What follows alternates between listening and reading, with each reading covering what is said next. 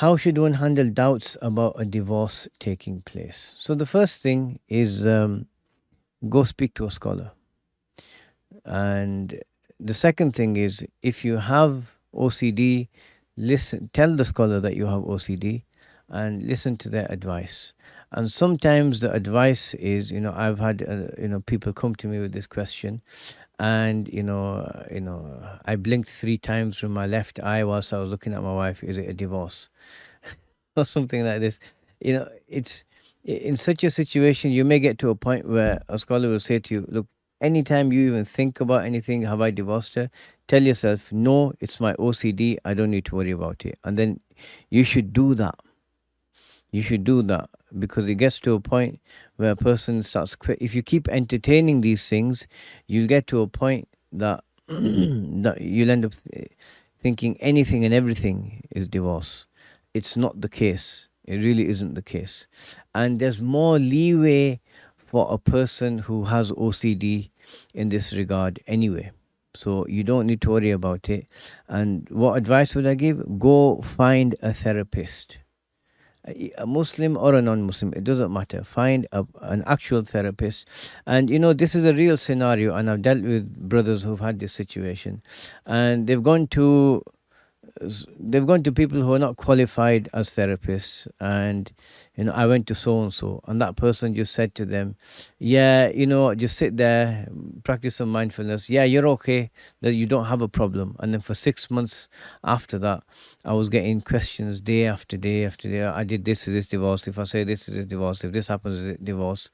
And what a difficult situation this person must be in, just constantly, minds just constantly engaged, active. Or have you divorced her? What if she's not your wife?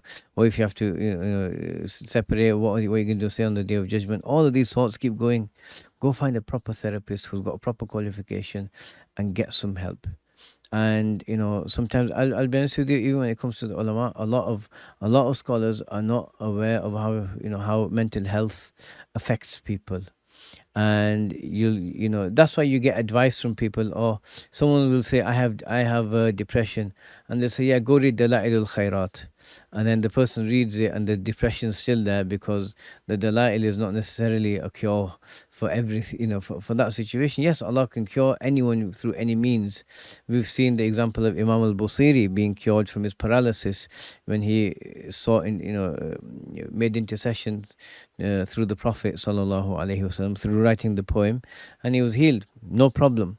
But Allah has made means, general means, to take care of general certain scenarios.